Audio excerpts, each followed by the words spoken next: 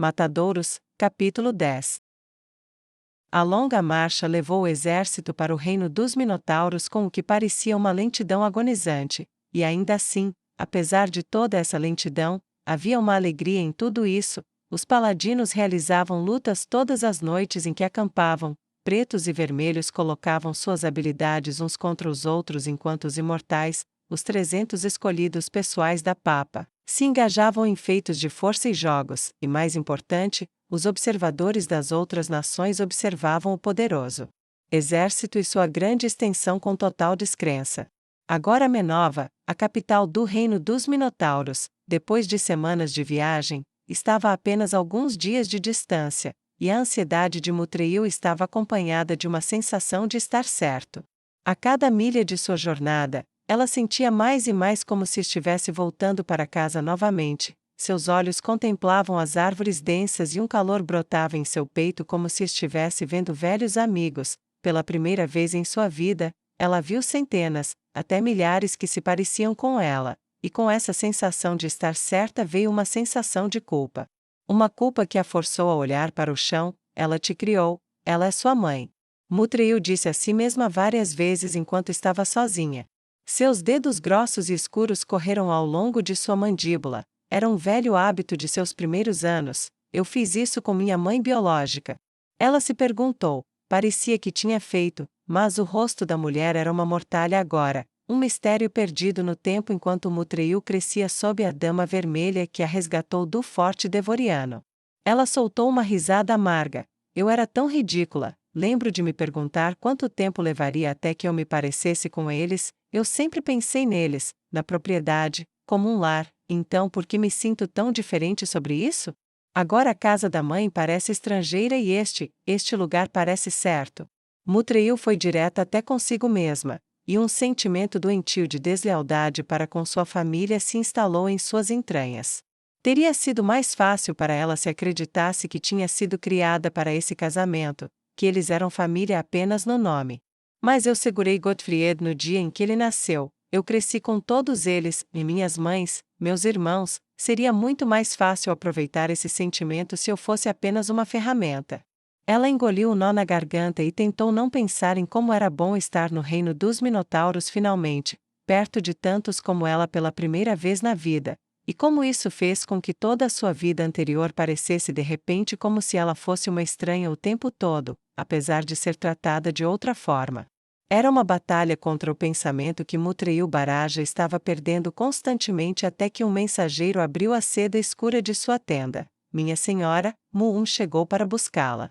Mutreil engoliu em seco. Foi o suficiente para afastar aqueles pensamentos problemáticos, mas apresentou outro problema completamente diferente. Seu futuro marido, o novo Ardhi, não esperou por sua chegada.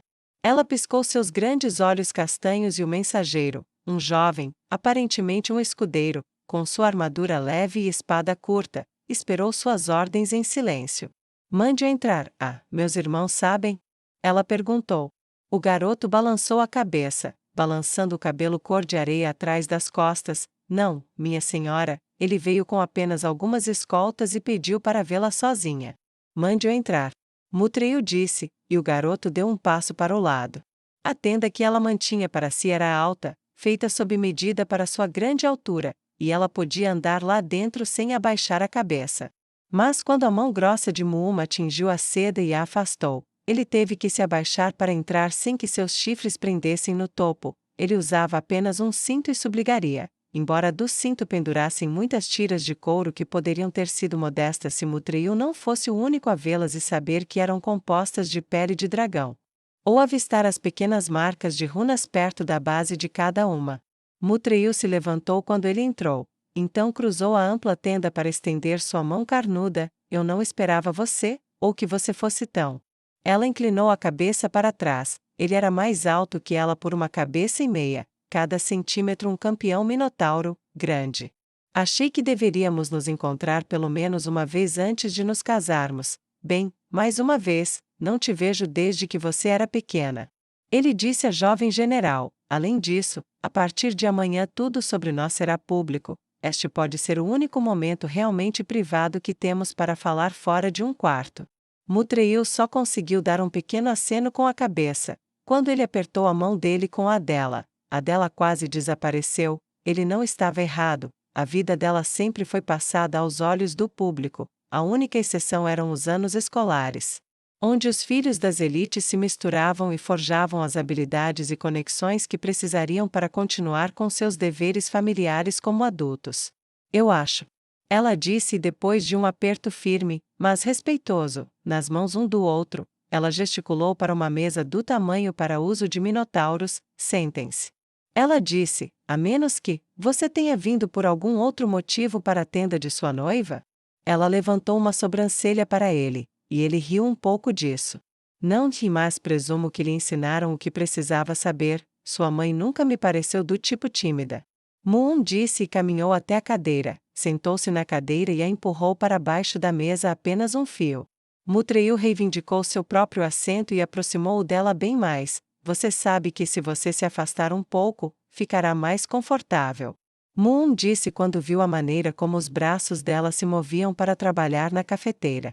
Ela empurrou a cadeira para trás sem pensar, e num instante, sentiu a diferença. Suas mãos congelaram no meio do gesto, deixando-a olhando estupefata para seu noivo.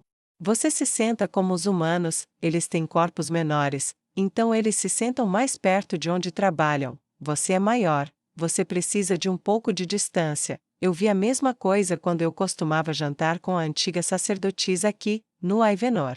Mu me explicou. Mutreil piscou várias vezes e pensou em todos os anos em que ela enterrou seu desconforto na maneira como via para poder se igualar aos outros. Todo esse tempo. Eu nunca disse nada, eles nunca disseram nada também. Moon deu de ombros, grossos e nus. Eles nunca souberam, tenho certeza, mas eu tenho que perguntar. Você está preparada? Para mais do que o exército? Para nós? Quando nos casarmos, você será o Ardhigan, meu reino se tornará parte do Império, uma guerra começará, mas sua vida mudará para sempre também. A minha, não, este é meu lar, sempre será meu lar, mas você não o vê desde o dia em que minha amiga e camarada a levou para o oeste. Mutreil bufou um pouco e voltou a preparar o café para os dois. A panela encantada estava rapidamente fervendo a água e enquanto ela pensava, o cheiro da rica água escura encheu a tenda. É bom você perguntar. Você é o minotauro que minha mãe disse que você é. Obrigado, mas como você responde? Moon perguntou. Meu irmão dizia.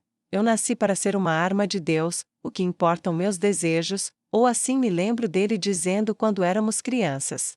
Mutreil respondeu. E como Mutreil responde à pergunta? Moon perguntou enquanto o som do café caindo primeiro em uma xícara, depois em outra, preenchia o momento. Eu não sei. Mutreil respondeu.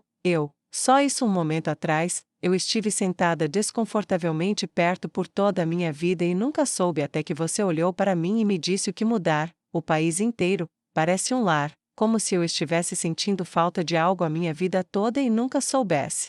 Ela engoliu o nó na garganta. Perder minha inocência com você é a menor das coisas, se você está preocupado com isso. Ela bufou. Até meu irmãozinho conseguiu fazer isso aos 13 anos, eu provavelmente teria conseguido se houvesse outros como nós por perto, mas se você quer a verdade. Estou desconfortável com o quão confortável a ideia de estar aqui me deixa. Moon soltou um bufo e tomou um gole profundo da xícara do tamanho de um minotauro. Boa coisa. Ele disse, então acrescentou, se você quiser recusar o casamento, eu encontrarei uma maneira de fazer as pessoas aceitarem. A união de nossas casas tem o objetivo de provar nossa entrada no Império como pares de todos os outros, mas se você quiser recusar, pelo meu velho camarada, e pelo bem do meu povo, eu até mesmo cederia o trono a você se fosse necessário. Meias medidas não são algo que você toma, não é? Mutreil disse quando respondeu, oferecendo-me um reino sem amarras. Governar é difícil, não é um grande sacrifício. A única razão para estar no poder é recompensar seus amigos e punir seus inimigos. Meus inimigos estão mortos e seus amigos e os meus são as mesmas pessoas. Eu ficaria feliz em ser seu general e então me aposentar depois da guerra. Ah, então você me deixaria com todo o trabalho duro? Mutreil perguntou. Por um momento ela sentiu um formigamento na pele, logo abaixo do pelo. Estou sendo provocada? Insultada? O que aconteceu aqui? Ela se perguntou. Se nos casarmos, suponho que terei que fazer pelo menos metade disso, mas se você preferir fazer tudo sozinha? Moon deu de ombros. Mutreil bufou e tomou um gole de sua xícara. Minhas mães fizeram questão de que eu aprendesse sobre a cultura do meu nascimento. Eu sei como as coisas funcionam. Eu sei que não é como Restize costumava ser, sem tradição de governar rainhas, com as mulheres meramente as éguas reprodutoras de seus maridos, mas além de irmãos, eu nunca tive um parceiro antes, e eu nunca fui romântica. Então, se você está esperando isso de sua futura noiva, não faça isso, isso são negócios. Moon riu fundo no peito e estendeu sua taça no símbolo universal de bom humor. Podemos nos dar melhor do que você imagina. Primeiro uniremos nossas terras, depois um ao outro, e então consumaremos ambos por meio da guerra. Ajudei a matar aqueles que mataram sua mãe, mas não fiz isso por você. Mas isso, você pode chamar de meu presente de casamento para minha noiva, se tudo o que você disse significa que você ainda me terá. Poder igual, status igual, nunca se refira a mim como estrangeira, e eu escolho o nome do nosso primogênito. Mutreil disse e ergueu sua xícara a apenas um dedo da dele. Você nasceu do nosso reino, você só esteve fora por um longo, longo tempo, então, deixe-me ser o primeiro a dizer à minha esposa. Bem-vinda ao lar. Moon bateu sua xícara contra a dela e eles beberam suas xícaras vazias em um longo gole.